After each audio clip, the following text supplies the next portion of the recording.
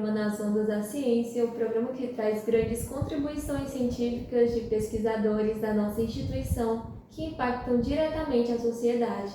Na edição de hoje, vamos receber o professor César Augusto Freire Fernandes, natural de Recife, doutor em Recursos Pesqueiros e Aquicultura pela UFRPE.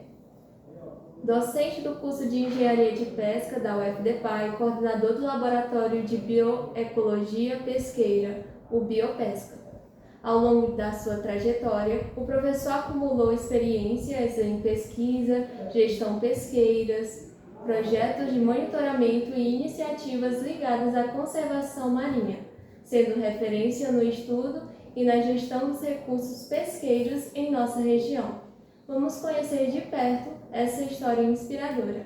Seja bem-vindo, professor.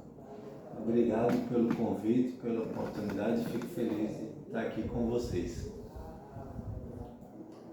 Então, para iniciar, gostaríamos de voltar lá no início da sua trajetória. O que despertou em você o interesse pela engenharia de pesca lá em Recife e como foi essa experiência da graduação?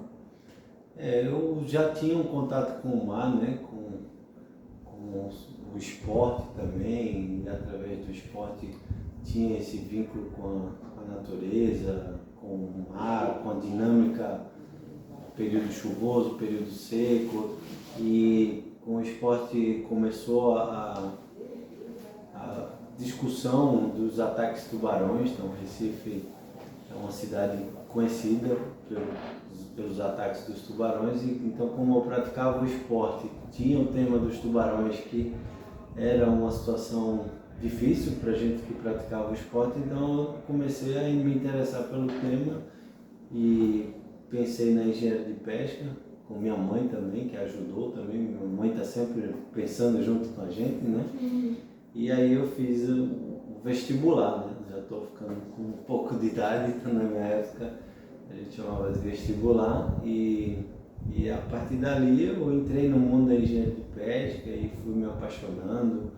Eu lembro que um dos primeiros documentos que aí me fez mergulhar mais na ciência e dados foi um relatório técnico de um projeto coordenado pelo professor Fábio Azim, que inclusive faleceu recentemente, mas foi nosso mentor, orientador de vários alunos, vários colegas, e o Fábio fez um relatório com sua equipe sobre os ataques de tubarões em Recife e quais eram as causas. Então tinham questões sobre as correntes, sobre os ventos, sobre a lua, sobre as marés, sobre o próprio comportamento das espécies de tubarões, e aquela parte toda ambiental de lua, maré, era a minha vivência também com o esporte, né? Na verdade, a natureza ela é uma só, né? Independente de como a gente está usando, seja no esporte, seja na ciência, isso se conectava. Então eu fui me apaixonando e acabou sendo uma escolha que tem, né, por imaturidade, um pouco de dúvida, mas no final acabou sendo a melhor escolha que eu podia fazer. Se você me perguntasse se hoje eu pudesse escolher novamente, eu iria fazer engenharia de pesca. Durante sua formação e doutorado, quais foram os maiores aprendizados que moldaram sua visão sobre a pesca e os recursos pesqueiros? No mestrado eu tinha voltado de uma fase embarcada, né, trabalhando como observador de bordo, e fui mergulhar um pouco no mundo da biologia reprodutiva, na histologia. Então, todo o desafio de aprender a fazer lâmina histológica, porque é uma área muito mais da biológica, da medicina propriamente dita também, né, porque é o mesmo tipo de procedimento laboratorial que você faz lâmina para ver biópsia de câncer e etc. Então a gente faz isso com a reprodução, com os estudos de reprodução, né? Na verdade, fazemos lâminas dos ovários, dos testículos dos peixes, para ver quando eles se tornam adultos, qual a faixa de tamanho. Então eu tive que aprender tudo isso como um aluno de mestrado, porque esse eu acho que é o maior desafio. Você não tem a prática de laboratório como um técnico de laboratório, né? Então você precisa além do desafio do conhecimento na análise de dados, na interpretação dos dados, na discussão e etc., você ainda tem que aprender todas essas técnicas laboratoriais que dependem de tempo e amadurecimento. E o mestrado é 2 anos, você tem que fazer tudo em 2 anos, né? E acabou sendo isso que me motivou a fazer o doutorado com o mesmo tema, só que com mais aprofundamento. Então, eu fiz a reprodução de uma espécie de peixe recifal, né, a baúna de fogo, e no doutorado eu continuei com a mesma espécie, só que fazendo estudos mais aprofundados de biologia reprodutiva. Então, acabou sendo um mundo que eu realmente tive a oportunidade de mergulhar com o mestrado e com o doutorado, né? Porque às vezes a gente muda de temas, de aplicações entre o mestrado e o doutorado, e eu não me mantive ali fiel, tanto que isso eu falo para os nossos alunos aqui na universidade, é a principal expertise do nosso laboratório, ela é fruto das suas experiências, das suas vivências também na pós-graduação, né? O senhor atuou como coordenador e também como observador de bordo em embarcações de pesca oceânica, inclusive estrangeiras. Como foi viver essa experiência na prática, em contato direto com a realidade da pesca em alto mar? Essa foi uma das experiências mais gratificantes na minha vida, que me trouxe várias histórias que inclusive eu acabo falando em sala de aula, até mesmo essa semana, né, que eu levei um equipamento, um material de pesca do espinhel, que é uma arte de pesca com linha anzol que captura atum na pesca oceânica, né? E aí eu tenho um material da época que eu era observador de bordo, porque é nylon, anzol de aço inoxidável que tem alta longevidade e que se você não está ali com o material no sal, ele vai durar por um longo tempo. Então eu conto essa história que lá no mar, por algum momento na minha cabeça, eu pensei, eu vou fazer um protótipo desse material de pesca aqui, porque qualquer dia eu posso fazer uma palestra e ensinar para alguém sobre essa pescaria. E olha como a vida me proporcionou usar aquele material lá de trás, né? Hoje eu dou aula de técnicas de pesca usando esse material que eu aprendi no barco, que eu vivi tudo isso. Então eu acho que é uma experiência muito rica, porque você sai um pouco da parte teórica, vive a parte prática, e eu acho que foi muito gratificante na minha formação, de poder hoje lecionar uma disciplina que eu vivi na prática, né, as experiências. Então eu consigo trabalhar isso de uma maneira mais eficiente, né? E do ponto de vista da vida no mar, assim, tem várias histórias da natureza, golfinhos, baleias, detalhes da própria pescaria que você não vai encontrar em nenhum livro, nenhum artigo, nenhum documento técnico, que são experiências mesmo do dia a dia, né? Como um caso que me marcou, onde eu via os atuns mordidos, né? E ficava a cabeça com a costela e as nadadeiras, então os mestres, os pescadores diziam, olha, isso aqui é uma orca, o tubarão ele chega destruindo tudo, ele destrói a cabeça, morde um pedaço do corpo, sabe? Então é diferente. Então aquele detalhe ali de que aquela mordida não é um tubarão, é uma orca, e perceber a inteligência de uma orca comer um atum e deixar a cabeça, a costela e as nadadeiras, é incrível, assim, você perceber como a natureza ela é inteligente, e às vezes a gente subestima aí alguns animais, né? Existe algum episódio marcante dessa vivência no mar que tenha sido decisivo para a sua carreira acadêmica e científica? Eu acho que a experiência mesmo da pesca e como a pesca atua diretamente na biologia dos organismos aquáticos, então eu acho que entender que a gente usa um termo técnico que se chama de seletividade, como determinado tipo de aparelho de pesca seleciona uma determinada espécie em relação ao tempo e espaço ao longo do ciclo de vida, eu acho que foi um dos maiores ganhos ao longo desse tempo, em termos de viver essa experiência e poder hoje usar nas pesquisas e entender melhor como o aparelho de pesca atua na biologia das espécies. Então a gente encerra esse primeiro bloco, vamos para um breve intervalo e já a gente volta. Não sai daí. No primeiro bloco, conhecemos um pouco da formação e das experiências no mar que marcaram a trajetória do professor César Augusto. Agora vamos falar sobre sua atuação em Parnaíba, especialmente nos projetos de pesquisa e na gestão pesqueira da nossa região. Como surgiu o Biopesca e quais são os principais focos de atuação do laboratório? O Biopesca nasce com uma necessidade, né, que nós temos, cada professor, de ter seu espaço, poder conduzir ali as pesquisas, orientar os alunos, né? Eu costumo chamar que o Biopesca é uma família, né? E por essa relação com os peixes, principalmente, né? Nós estudamos também outros organismos aquáticos, mas os peixes são os nossos alvos de estudos, né? Então, o Biopesca, eu falo para eles, é um grande cardume, um cardume de alunos de graduação, de iniciação científica, de mestrado, de doutorado.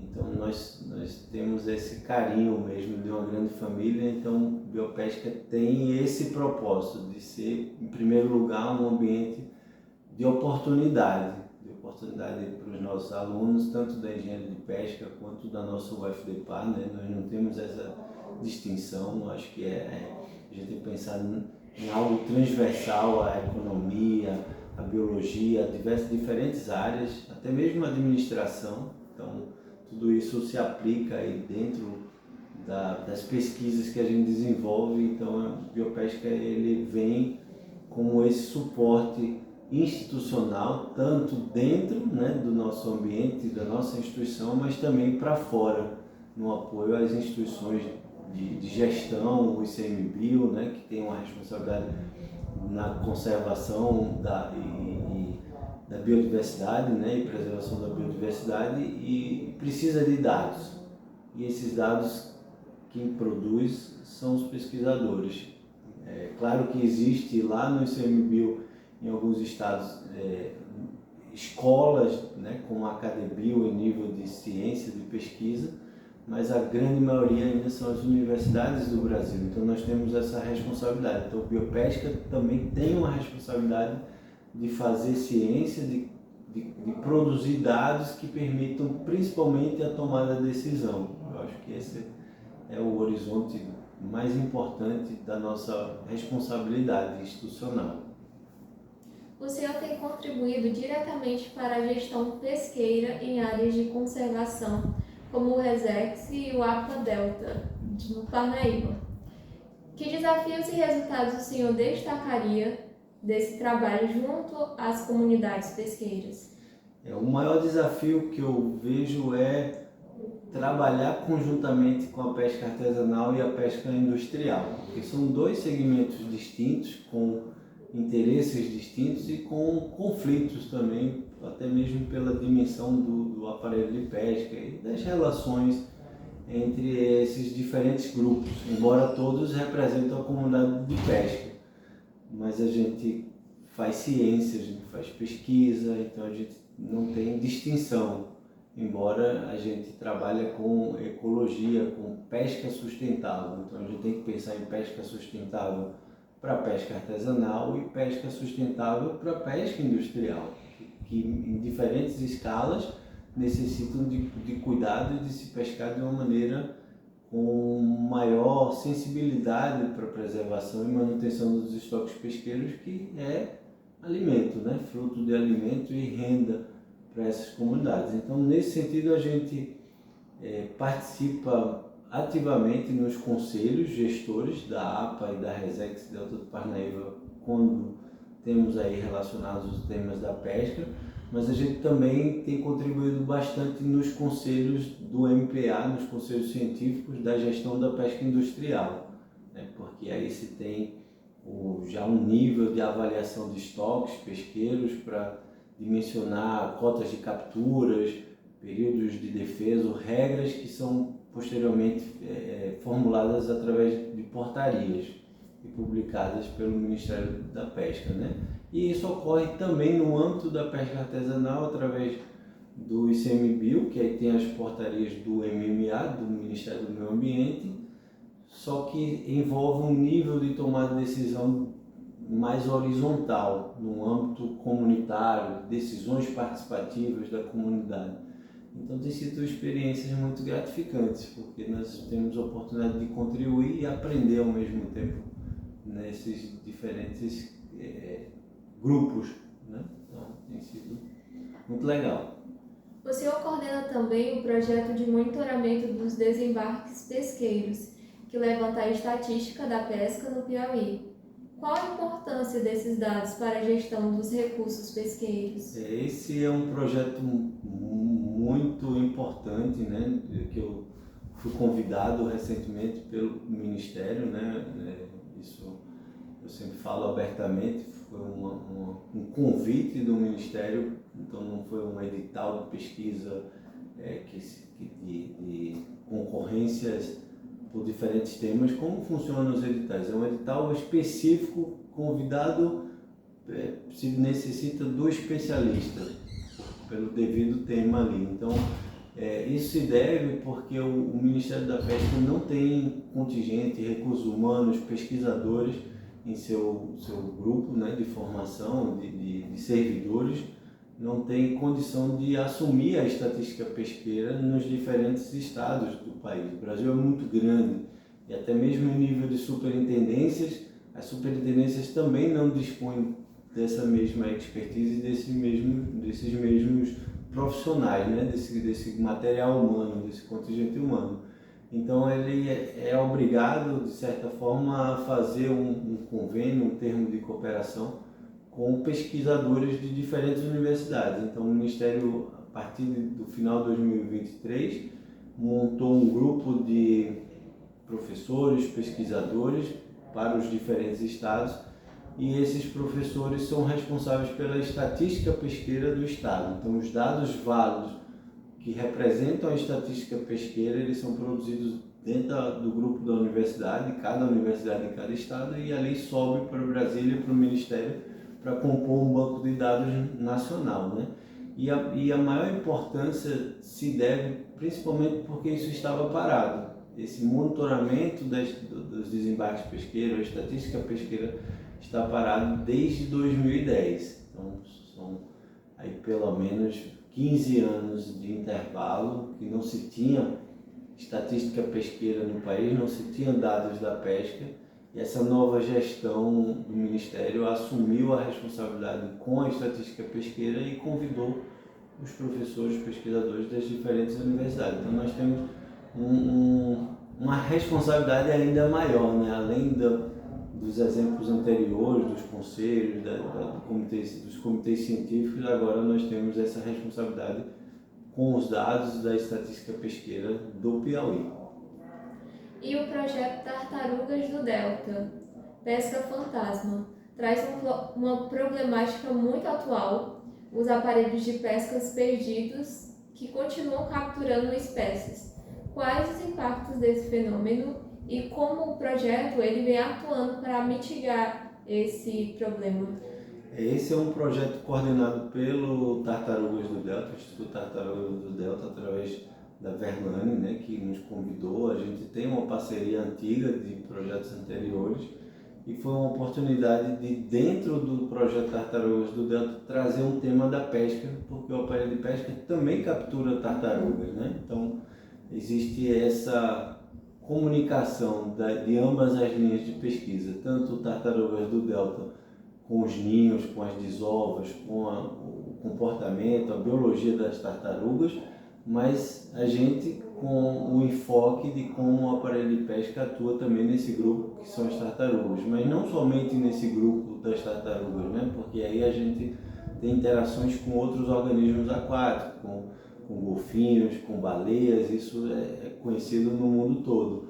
Só que eu sempre falo que o mais interessante é porque as espécies exóticas chamam mais atenção, né? Então quando a gente pensa pesca fantasma ou interações de organismos aquáticos, a gente sempre vai visualizar tartarugas, golfinhos, baleias, o próprio peixe-boi aqui da região. Mas a gente precisa lembrar que os aparelhos de pesca perdidos continuam pescando os peixes também. e competindo com os aparelhos de pesca que estão ativos e sendo usados pela comunidade pesqueira. Então, é um elemento a mais ali, diminuindo o estoque pesqueiro, diminuindo a capacidade de produção dessas comunidades. Então, esse trabalho tem uma importância de fazer com que a comunidade visualize essa problemática e como isso interfere na sua produção pesqueira, e a comunidade, através do que a gente chama de engajamento, de participação no projeto, a comunidade começa a trazer esses aparelhos de pesca para a terra. E a partir daí nós trabalhamos com a parte de reciclagem, de artesanato e reuso para dar destino a esses materiais e fazer uma economia circular dentro do projeto. Muito interessante ver como esses projetos eles fortalecem tanto a ciência quanto a preservação do Delta do Parnaíba. No próximo bloco, vamos falar sobre as colaborações nacionais e os caminhos futuros da pesquisa em pesca e aquicultura. Fique com a gente. E voltamos com o Na Onda das Ciências. Professor, além da atuação em projetos locais, o senhor também participa de grandes iniciativas em rede nacional. Isso, agora recentemente nós fomos convidados para um projeto em rede, coordenado pela UFRN, que é o projeto Carapaça, que vai trabalhar com lagosta, com os siris e os caranguejos, mais especificamente que a gente chama de avaliação de estoque, né, que é avaliar como essas populações estão em relação à pressão da pesca, né, isso numa escala de Brasil, e a gente assume a responsabilidade do Piauí aqui, na verdade Piauí e Ceará, em parceria aqui com a professora Luísa Prestes da UVA, da Universidade do Vale do Acarau. Agora a gente tem engenharia de pesca aqui do lado da gente também, em Camusim, e a gente já está fazendo parceria aí através desse projeto, que é uma coisa muito legal para a gente, gratificante, que a gente já conseguiu oxigenar aí os dois locais, os dois cursos e iniciar os trabalhos através dessa rede. E também o Repensa Pesca, que são frutos do mesmo edital, que são coordenados pela professora Beatrice, da UFPE, que é uma unanimidade em peixes recifais, e também é um projeto em rede no Brasil todo, com vários professores, pesquisadores, chama Repensa Pesca 2, e na verdade vai trabalhar com a dinâmica populacional de várias espécies de peixes recifais e outros grupos importantes que a gente tem carência de dados, né? Como serra, cavala, são espécies que estão inclusive ameaçadas, entraram na lista com problemas em termos populacionais, e muita gente pensa que não, está tranquilo a pescaria de serra e cavala, e quando a gente analisa os dados e observa, tem muitas espécies. Na verdade a gente pode dizer que talvez a grande maioria dos estoques pesqueiros no Brasil, e isso é resultado já do Repensa Pesca 1, mostrou que a grande maioria está em estado crítico ou num risco muito elevado de pressão pesqueira, né, de sobreexplotação, de uso excessivo, né, desregulado. Então a gente tem uma importância também muito grande em contribuir com esse projeto para a gente minimamente, através da ciência, produzir dados, produzir conhecimento para tomar decisão. O mais triste, que aí aproveitando o momento, é que a estrutura da tomada de decisão ela não é somente científica, ela envolve o comitê de gestão, e o comitê de gestão envolve os próprios empresários da pesca com cadeiras e votos. E aí na tomada de decisão, muitas vezes a decisão científica ela não é devidamente respeitada, né? Como cotas de capturas. Agora recentemente com a lagosta nós identificamos aí uma faixa limite de captura de lagosta, e quando passa por um comitê de gestão, os armadores, os empresários decidem quase o dobro, ou seja, o modelo matemático diz que pode pescar X, e a gestão decide pescar 2x, 2 vezes mais. Então essa seria a parte que eu digo mais preocupante para a gente, porque a gente precisa fazer com que as pessoas entendam a importância da ciência. A ciência ela é necessária para balizar a tomar decisão. Dentro desses projetos, Quais são os principais avanços no estudo de espécies como lagostas, caranguejos, siris, peixes?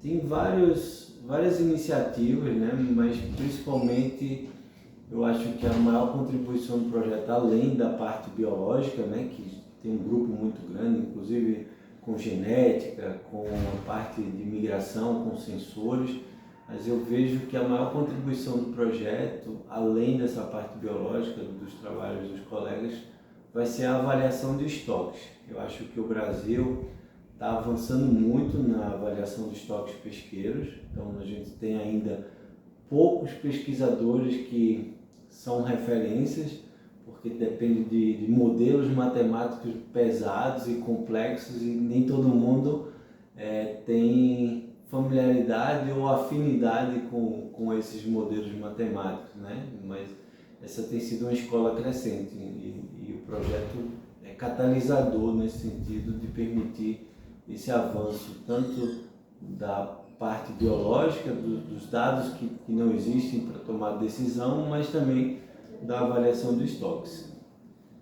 Como essas colaborações elas ampliam a visibilidade da UFDPA e reforçam o papel da universidade na pesquisa pesqueira nacional? Esse é um ponto que me deixa muito feliz, muito orgulhoso, porque eu vejo que a nossa responsabilidade ela é muito maior do que a gente imagina, né? Ela está fora dos muros da universidade. A gente tem responsabilidades muito grandes aqui dentro, mas a gente tem responsabilidades muito maiores do nosso trabalho, como a gente pode ajudar a sociedade a se desenvolver, né? E como a pesquisa ela é um catalisador, né? Um catalisador inclusive social, porque a gente tem exemplo de alunos que mal tem dinheiro para comer no RU, mesmo considerando os valores mais acessíveis e todo o subsídio que a estrutura acadêmica nos dá, mas mesmo assim eles vêm de famílias muito carentes. Então quando você olha para um projeto e vê, poxa, eu consigo ter 10 bolsas, eu consigo ter 6 bolsas, consigo ter 4 bolsas, consigo ter uma bolsa e eu consigo ajudar um aluno financeiramente e permitir que ele estude, que ele se desenvolva, eu acho que não tem nada mais gratificante que isso, né? A gente fica até emocionado porque é um sentimento mesmo muito raro, né? Então, não somente no nível de aluno, mas quando a gente vê famílias de pescadores e os pescadores acreditando, depositando confiança na gente, de que a gente está ali de mãos dadas, defendendo a pesca, defendendo a preservação dos estoques pesqueiros, garantindo um futuro para as famílias deles, com renda, com alimento, também é outro momento que acho que é o preço que torna esse trabalho nosso gratificante. Então, além desses exemplos, eu acho que a universidade, ela não somente contribuindo de diferentes maneiras, mas ela vai ganhando destaque. Eu acho que hoje a gente pode dizer que a UFDPA é conhecida na biologia pesqueira, com vários grupos de professores, pesquisadores que conhecem o nosso trabalho da UFDPA e através daí a gente acaba sendo convidado para outros trabalhos,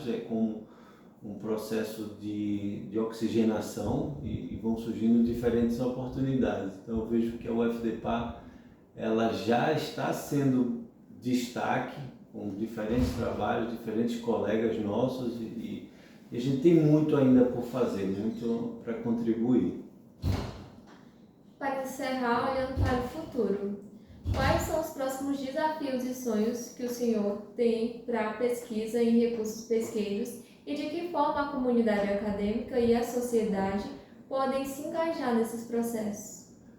Como um olhar para o futuro, eu penso que a estrutura, a gente conseguir mais estrutura ao longo do tempo para ter mais alunos, mais pessoas, mais projetos. Então a gente ainda tem um espaço físico relativamente pequeno no nosso campus, então quando a gente conseguir ampliar isso, mesmo que seja uma verticalização, a gente vai ter mais oportunidades. Então acho que esse seria um futuro olhando internamente.